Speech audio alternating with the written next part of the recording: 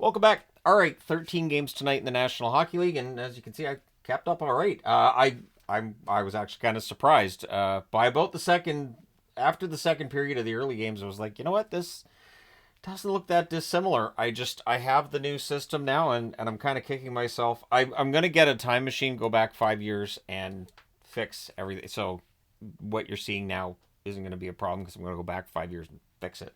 All right, that being said, and let's just be realistic, let's talk about New Jersey and Toronto first. Markstrom versus Wall in this one. There's an early jump for Toronto, but at 2:21 on a turnover, Jack Hughes buries one in close. Kovacevic with the assist. It's 1-0 New Jersey. Devils look for another. The shots are 4-0 for New Jersey at 4 minutes. The Leafs then press at 5 minutes. There was a nice ovation for Sheldon Keefe in his return. I was curious to see how that would be, and I thought that was nice.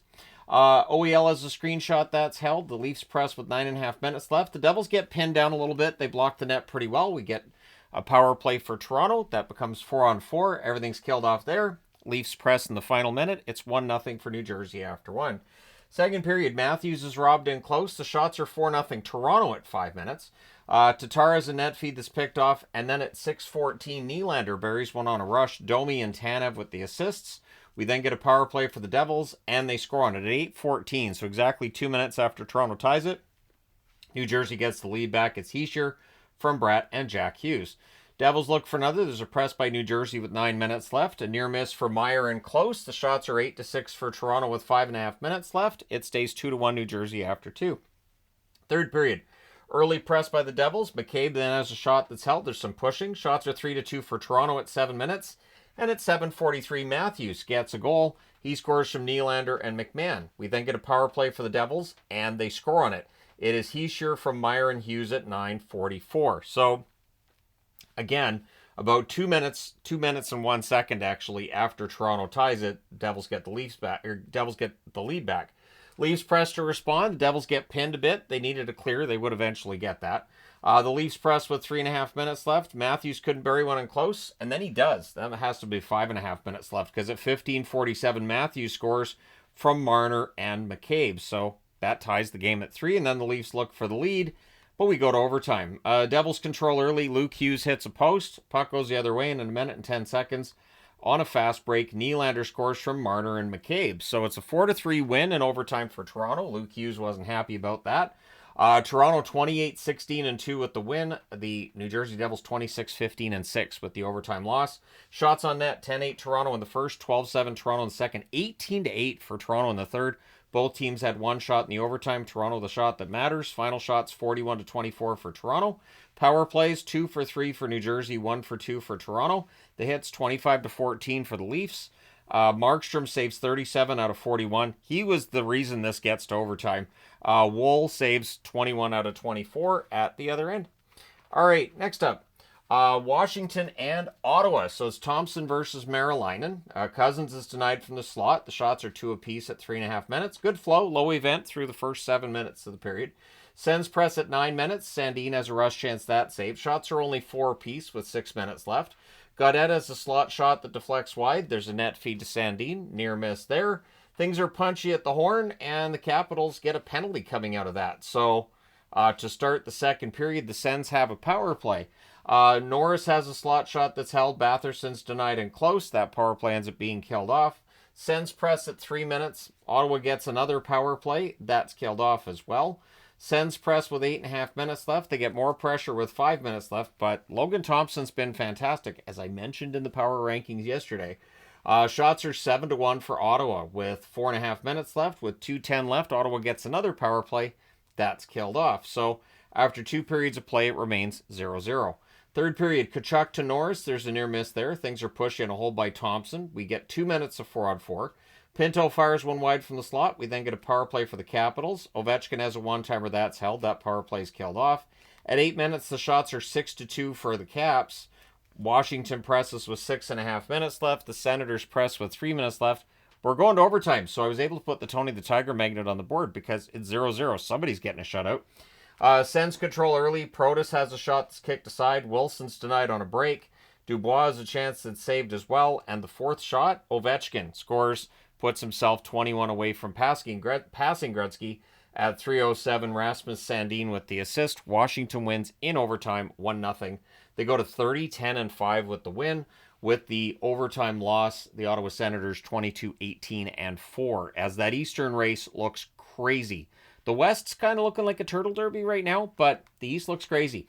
Shots on net, 8-6 Ottawa in the first, 9-5 Ottawa in the second, 12-7 Washington in the third, and they had all 4 shots in the overtime. Final shots, 27-24 for the Capitals. Power plays, Washington 0 for 1, Ottawa 0 for 3. The hits, 25-20 for Washington. Thompson, another shutout, 24 saves for him. Marilainen, almost a shutout, 26 saves on 27 shots, as he continues to prove Ottawa's depth in goal is better than we thought. All right, next up, Anaheim and Tampa. So Dostal versus Vasilevsky. The Bolts press at 2 minutes. The shots are 2-1 for Tampa at 3.5 minutes. We get a power play for Tampa. That's killed off, and then Terry. Puck's flung at the net. It deflects in. That's why you just put it on the net. At 6:03, Terry scores from Strome and Dumoulin. So it's 1-0 for Anaheim. Ducks then draw a power play. That's killed off. Shots are 7-4 for Tampa with 9 minutes left. McTavish is absolutely robbed in close. Vasilevsky holds there. Tampa Bay draws a power play, and they score on it. It's a cross-crease pass. Cirelli buries that. Hagel and Hedman with the assists at 14-19. It's a 1-1 tie. Bolts then press for the lead. Radish to Hagel gets blocked. It's 1-1 after 1. Second period. Hedman has a point shot that's saved. We get a power play for Tampa, and they score on it. This power play is fantastic, of course. Gensel scores this one from Kucherov and Radish at 2:51. Ducks look to respond. The Bolts go back to the power play. That's killed off. Shots are 9-6 for Tampa at the half. But then on a turnover, the Ducks score. Carlson from McTavish at 11:26. So somehow this game's tied at 2. We then get 2 minutes of 4-on-4. Terry has a shot that's held as the Ducks press. It looked like Zellweger had made a big save on point, but I put a question mark because looking at the replay, I was like, did he save it though? And when they looked at it, he didn't. It is a goal by Point, Kucherov, and Perbix with the assist at 15:26. But good on Olin Zellweger. He almost had that. And that's during the 4-on-4 as well. The Bolts press in the final minute. It's 3-2 for Tampa after 2. Third period. Early power play for the Ducks. That's killed off. Tampa Bay presses at 4.5 minutes. Cirelli has a chance that's held. Shots are 5-4 for Tampa at 5.5 minutes. The Ducks press are kept to the outside, but they don't give up. They get more pressure, and at 9:53, Fabry tips in a point shot. Trouba and Minchukov with the assists. It's a 3-3 tie. We get a power play for Tampa with 5:38 left. That's killed off. Cirelli's denied shortly after that ends. Then there's a near miss for Cirelli in the final minute. We're going to overtime. The Bolts control early. Hedman has a blast that's saved. Then there's a crossbar for Cutter Gauthier. Lacombe has a wrister that's held. We go to the shootout. In the shootout, it is Jake Gensel that gets the winner. Tampa Bay wins this one in a shootout 4-3. They go to 24-16-3 with the win. With the shootout loss, Anaheim 18-21-6 on the season. Shots on net, 12-11 Tampa in the first, 12-11 Tampa in the second, 13-10 Anaheim in the third, and 2-1 Anaheim in the overtime. Final shots 37-35 for Anaheim. The Ducks are playing well, and that's the thing. They've gradually got better. They make you earn it. Power plays 0 for 2 for Anaheim, 2 for 5 for Tampa. Hits 24-12 for Anaheim. Dostal saves 32 out of 35. Vasilevsky saves 34 out of 37. All right, next up, the Detroit Red Wings and the Florida Panthers. So coming off of a loss against San Jose, apparently Detroit was angry. It's Talbot versus Bobrovsky. Early jump for Florida. The teams trade turnovers. 4 minutes in, the shots are 3-0 in favor of the Panthers. We get a power play for Florida. That becomes 20 seconds of 4-on-4. And on the other end of that, Detroit's power play, which has been lethal. And I discussed that earlier today, how good the power play's been under McClellan. It scores here. Berggren from Gustafsson and Tarasenko at 8:48. Panthers look to respond. There's a press by Florida at the half, and eventually they do tie it up. Lundell buries a rebound at 11:01. Verhaeghe and Kulikov with the assists. Wings look for the response to that goal. Veleno can't bury one in close. The Wings press with 5.5 minutes left. The Panthers press with 3 minutes left. It's 1-1 after the first period. Second period. Early power play for the Wings. That leads to a shorthanded rush by Reinhart. We know how dangerous he is shorthanded. That power play's killed off. Teams exchange rushes. The Wings press at 4 minutes. Good forechecking by the Panthers, but the Wings go back to the power play and they score on it again. Larkin from Kane and DeBrincat at 7:52. So there's Kane and DeBrincat combining there. It's dangerous. But Florida gets it back again. At 8:21, Rodriguez scores from Samoskevich. So both times that Detroit gets a lead, Florida ties it.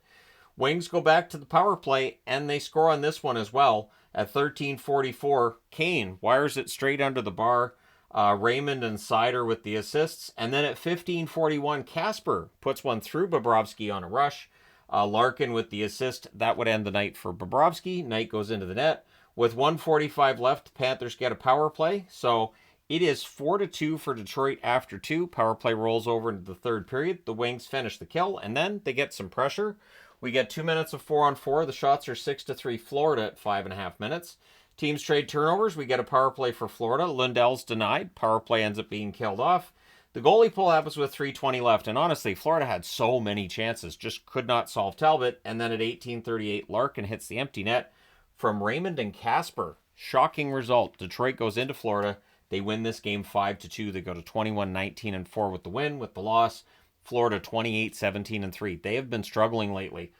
Shots on net, 11-6 Florida in the first, 9 apiece in the second, 23-5 for Florida in the third. Final shots are 43-20 in favor of the Florida Panthers, but they lose the game.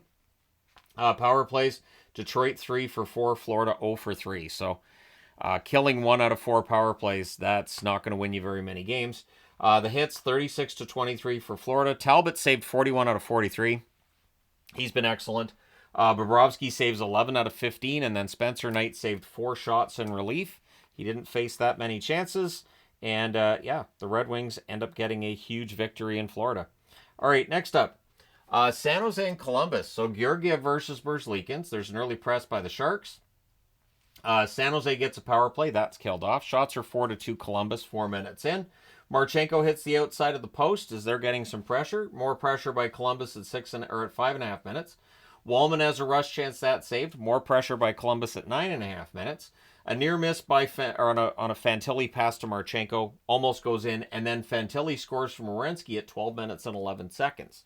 So Columbus is up 1-0. They look for another, and they find it at 16-17 on a turnover. Kent Johnson scores from Sean Corrali. So 2-0 Columbus, and then things get pushed on a hold by Elvis. It's 2-0 Columbus after 1. Second period. Teams trade turnovers. The Sharks press at 3 minutes. The only shot on net is for Columbus 4 minutes in. And at 6:37, Van Riemsdyk tips in a point shot. Severson and Kent Johnson with the assists. It's 3-0 for the Columbus Blue Jackets.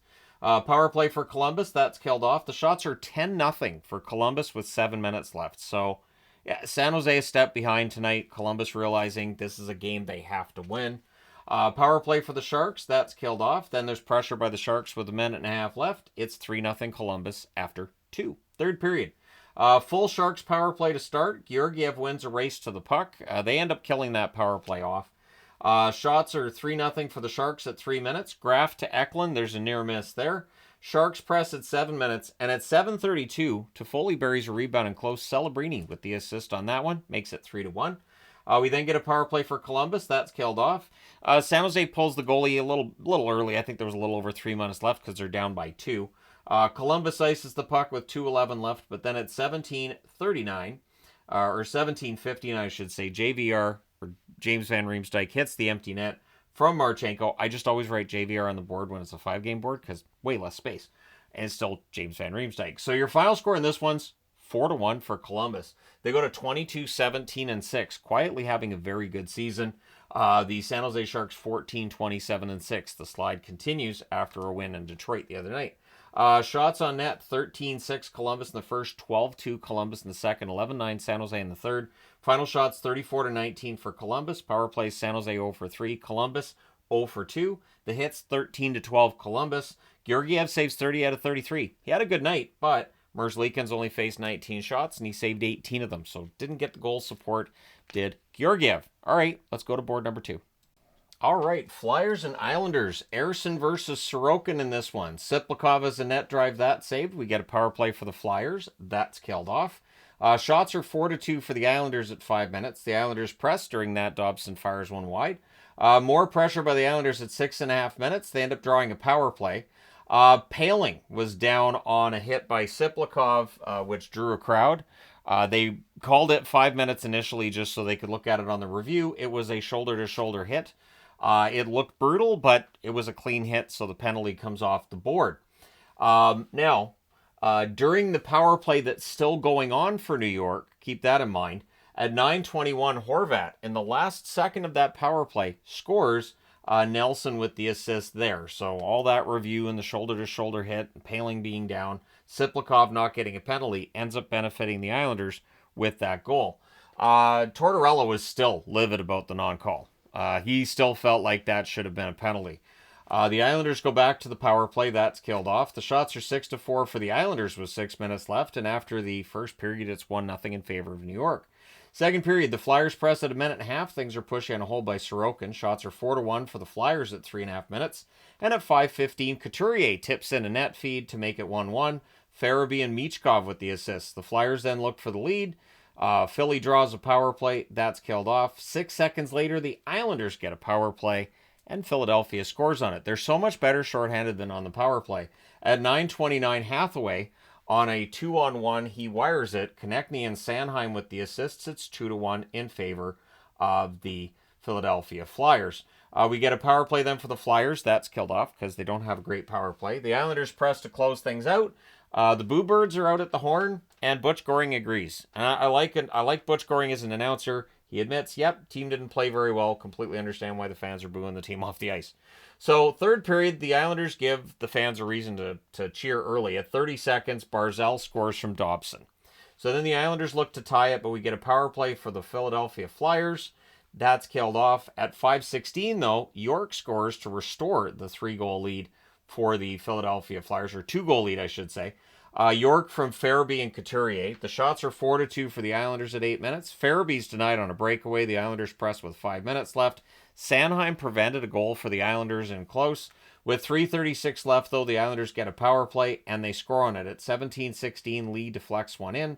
Horvat and Palmieri with the assists. So, it's a 4-3 game. They pull the goalie, and at 18:48, Cates hits the empty net from Konechny. The final score in this one, 5-3 for the Flyers. They go to 20-20-6 with the win. The Islanders 17-20-7. That 3-game winning streak, ancient history.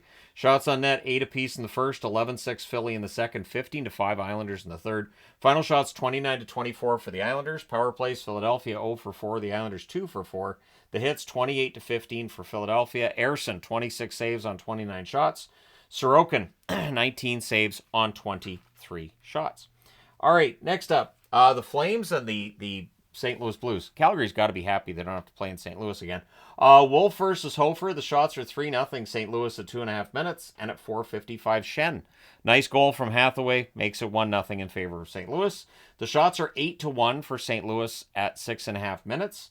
Good forechecking by the Blues. Toropchenko has a rush chance that's held. Huberdeau then has a point shot that's held, and at 13:53 Parayko makes it 2-0 for St. Louis from Fowler and Thomas. So there's Fowler with another helper.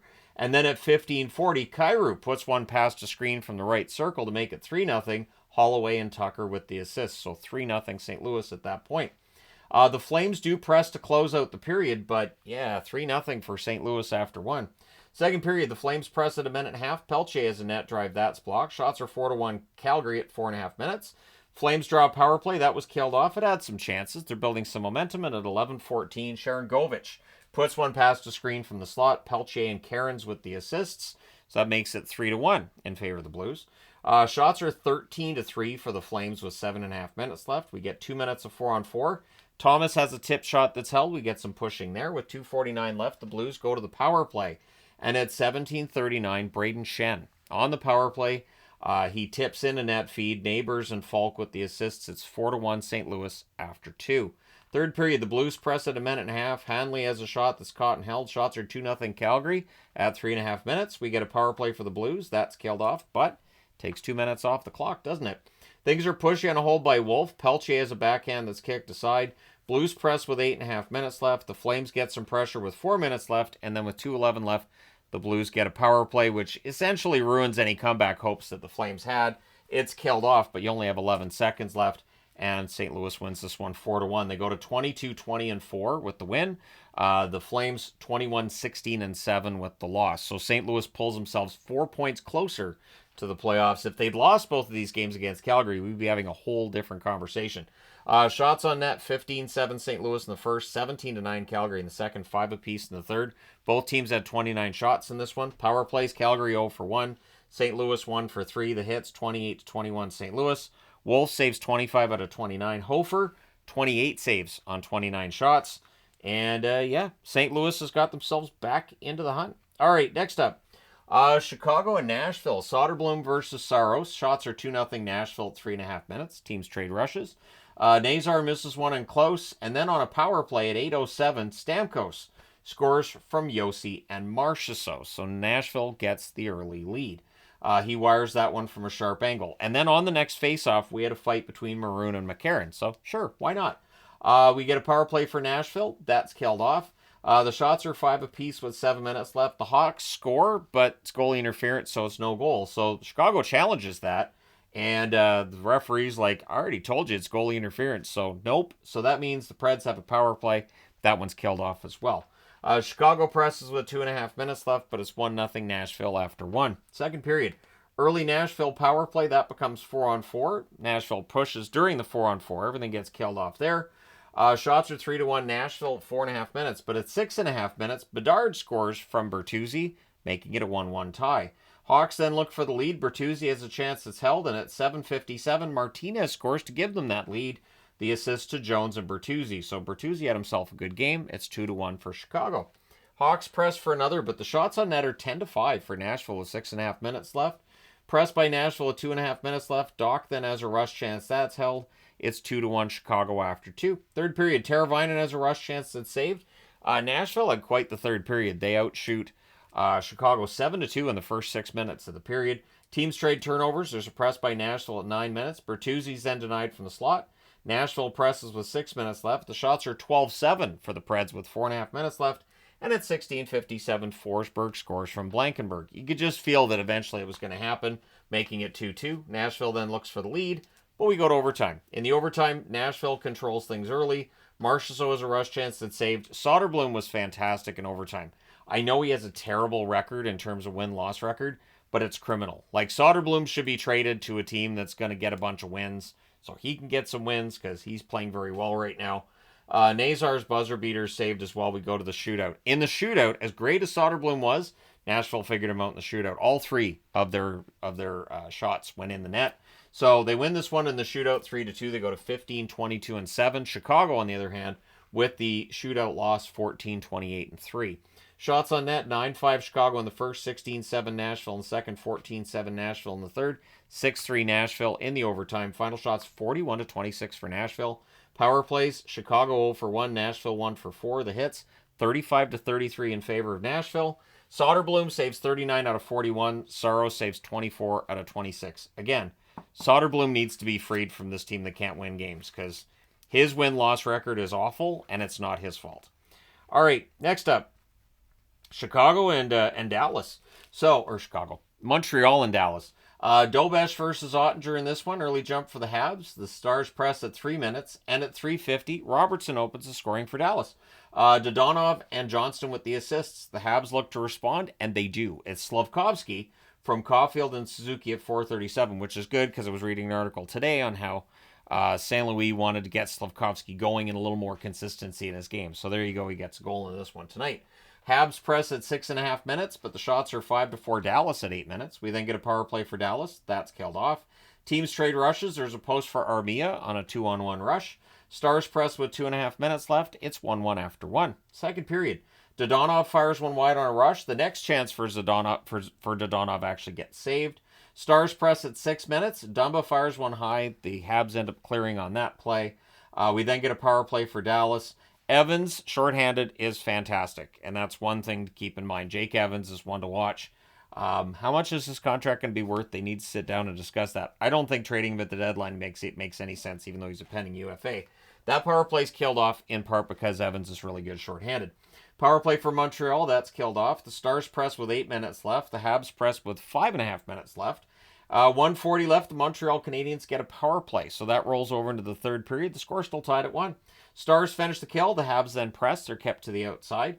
Dodonov with a near miss on a turnover. Then there's a delay of game call. That becomes a Habs power play, which becomes 4-on-4 not too long after.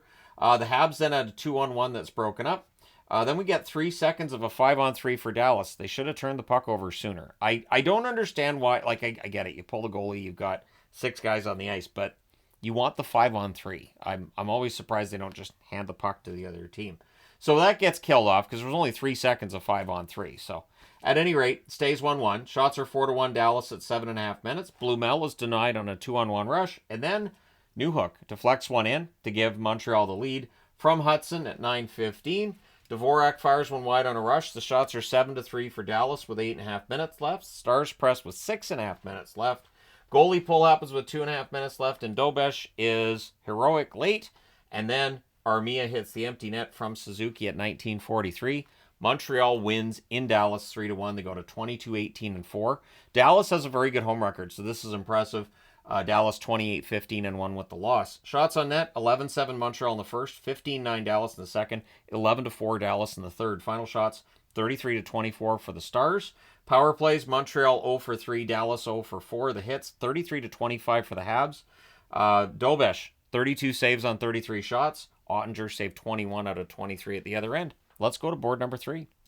All right, so Seattle and Winnipeg. Decord versus Hellebuck. The shots were 2-0 for the Jets at 2.5 minutes. The Kraken press at 3 minutes. We get a power play for Seattle. That's killed off. But then at 8:12, Beniers scores from Kakko and Schwartz. So Kakko with another point. Beniers has been heating up lately. In fact, the shots were 8-6 for the Kraken at 9.5 minutes. Winnipeg was a little slow off the start tonight.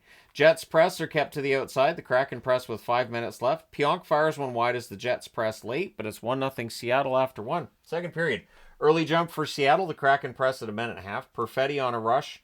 Leads to some pressure. The fans then call one. The referee does not. Shots are 5-2 for the Jets at 6 minutes. Morrissey has a screenshot that's saved. We get a power play for Winnipeg. And that's the mistake. Like, if you're Seattle, just don't take penalties, right? It's simple. It's easy. Why do guys take penalties? I'm kidding. At 9:35, Scheifele scores on the power play. Connor and Morrissey with the assist. The Kraken look to respond. The Jets go back to the power play. That's killed off. It's 1-1 after 2. Third period. Early press by the Jets. The teams trade turnovers. The shots are actually 2-1 for the Kraken at 3.5 minutes. Jets press at 6 minutes. The Kraken gets some pressure with 6 minutes left. Stevenson has a chance that's blocked. Ehlers has a net drive that's defended. Ehlers played great late in this game. He just decided, I'll just put the team on my back and we'll go. Jets press with 3.5 minutes left. Alexiak then fires one wide as the Kraken gets some pressure. And then in 1933, DeMello just roofs one. And it's Ehlers with the assist, because of course it is. The Kraken would call a timeout after that to try to figure something out. But the Jets steal this one late. They win this one 2-1. They go to 31-12-3 with the win. With the loss, Seattle 19-24-3. I think Seattle's problem was they weren't trailing 3-0. They play much better when they're behind. Shots on net, 11-8 Seattle in the first, 19-5 Winnipeg in the second, and 9-3 Winnipeg in the third. They outshoot Seattle 36-19. Power plays, Seattle 0-1, Winnipeg 1-2. The hit 17-16 Seattle. Decord, another good night for him, and a loss. 34 saves on 36 shots. Hellebuck saved 18 out of 19. Not an overly busy night for him, but they get the victory. All right, next up, the Rangers and Utah. Shesterkin versus Vejmelka, and it takes 1 minute and 1 second before we get the opening score in this one. Michelli buries one on a rush. Hayden and Cole with the assists. Shots are 3-1 for Utah at 3 minutes, but the Rangers would answer. At 3:42, it's Panarin from Lafreniere. We got a 1-1 tie. Utah presses at 7 minutes. Krause is denied. Igor holds there, and then at 8 minutes and 12 seconds, Michelli gets the second goal of the first period. Hayden and Sergachev with the assists. The shots are 11-5 for Utah with 8.5 minutes left. Rangers press with 7 minutes left, and eventually they tie it. At 16:25, Kaliev. This is his first goal with the Rangers, I think. That his first goal or his second? First, I think. Hedl and Vakanainen with the assist. So 2-2 tie with 37 seconds left. Utah gets a power play. That rolls over into the third period with the score tied at 2. It does not stay tied. 57 seconds into the second period, they do score on that power play. It's Cooley, cross-ice pass and buried. Keller and Schmaltz with the assist there. So, yep, 3-2 in favor of the Utah Hockey Club. Utah then looks for another. They end up getting a power play. That's killed off. The Rangers get a turn. That becomes a 5-on-3. Utah kills off the 5-on-3. Shots are actually 6-2 for Utah at 9.5 minutes, despite the 5-on-3 they had to kill off. Press by Utah at the half. The Rangers then get some press with 7 minutes left. And then Josh Doan considered the Michigan. He just couldn't get the puck on his stick and gave up on it. The Rangers press in the final 30 seconds, but they take a penalty at the horn. So there's a power play for the Utah Hockey Club to start the third period, and they'd scored early in the second period on the power play. But early in the third period, the Rangers score shorthanded. Smith, from a distance on a rush, Schneider and Lindgren with the assist of 28 seconds. And I'll just say it. I think Vejmelka needed to save that one. I think that just fooled Vejmelka. I don't think he expected that shot. So 3-3. Rangers then finish the kill, which is really important. Shots are 3-1 for Utah at 4 minutes, but the one shot Rangers had, that went in the net. Teams trade rushes. The fans call one. The referee does not. The Rangers then get a power play, which didn't make the fans happy because they wanted a penalty on the Rangers. That ends up being killed off, and not long after, at 10:22, Kreider scores from Carrick. That gives the Rangers their first lead of the game at 4-3. Rangers then press with 6.5 minutes left. In fact, the shots are 10-5 for New York with 5 minutes left. Lafreniere couldn't bury one in close. The goalie pull happens with 1:40 left. Michelli has a wrister that's held. He's looking for the hat trick. And instead, Panarin gets the second goal of the game into the empty net. Carrick and Fox with the assists at 19:22. The Rangers win this one 5-3. Do not look now. The Rangers are back above 500 at 21-20-3. I think they've got a 6-game point streak. They're absolutely charging up right now. Utah 18-19-7. Tough loss for them tonight. Shots on net 15-8 Utah in the first, 8-6 Utah in the second, 11-8 Rangers in the third. Final shots 31-25 for Utah. Power plays, the Rangers 0-3, Utah 1-3.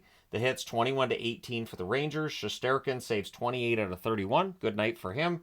Vejmelka 20 saves on 24 shots. And like I said, the Smith one, it just felt like he should have had the save there.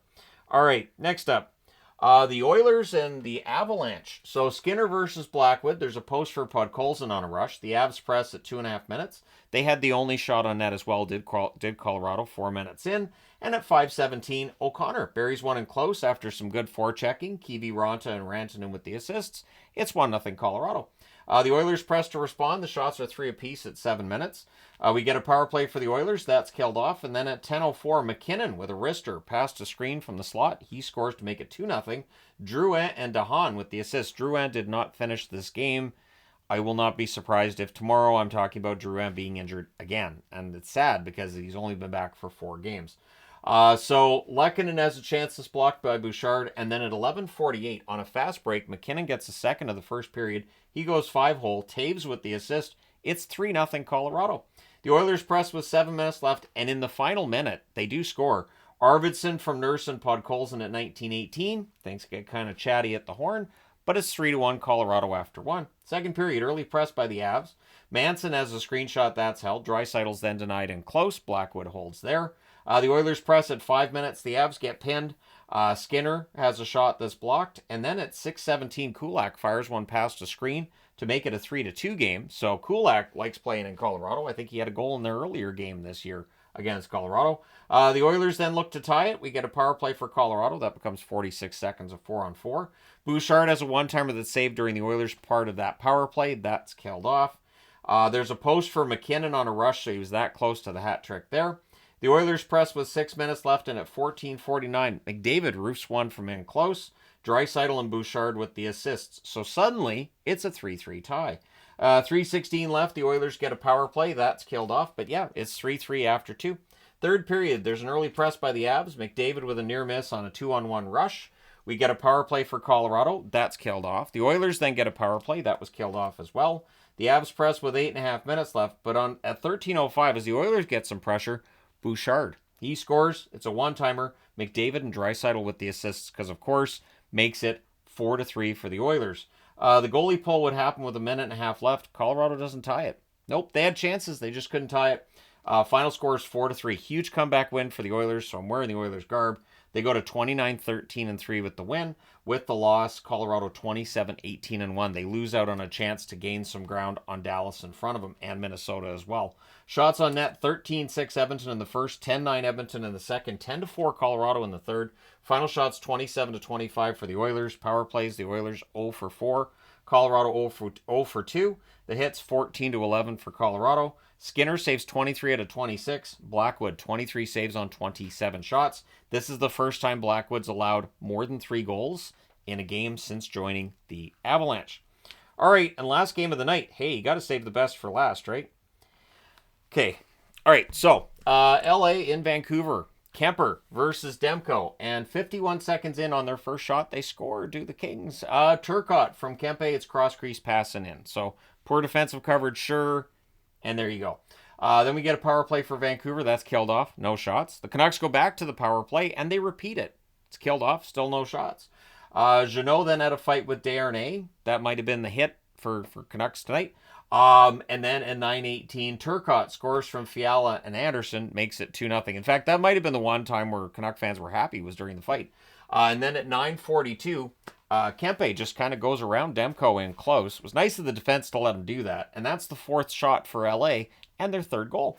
Turcotte and Kopitar with the assists. So Turcotte with 3 points in the first period, and we're not even halfway through it yet.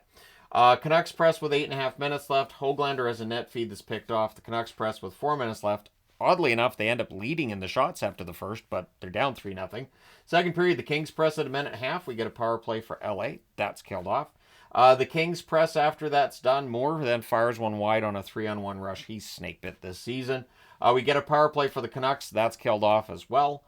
Shots are 5-3 for the Kings with 8.5 minutes left. The Canucks go back to the power play, realize that's a bad idea, so it becomes 4-on-4. And during the 4-on-4, they get a goal because there you go. Hughes turns around and wrists one in. Garland and Hronik with the assists at 14:54. It's 3-1. And before you can start thinking, hey, maybe there could be a comeback, at 15:58 on the power play that was on the other side of the 4-on-4, Fiala wires one on a 2-on-1 rush. Moore and Edmondson with the assists. The Canucks had too many skaters on the ice. They were busy trying to get the extra guy off. And I don't think they realized they were killing a penalty at this stage because it was just really poor coverage. And it is 4-1. Lekaramaki nearly answers. Didn't they fire Boudreau for less than this? Anyway, it's 4-1 for LA after 2. Third period, the Kings press at 2.5 minutes are kept to the outside. The Canucks press. They draw a power play. That's killed off, so the Canucks 0-for-5. There you go. Moore has a rebound chance that's defended. The shots are 3-0 for the Kings at 7 minutes. Yep, another Canucks power play without a shot on net.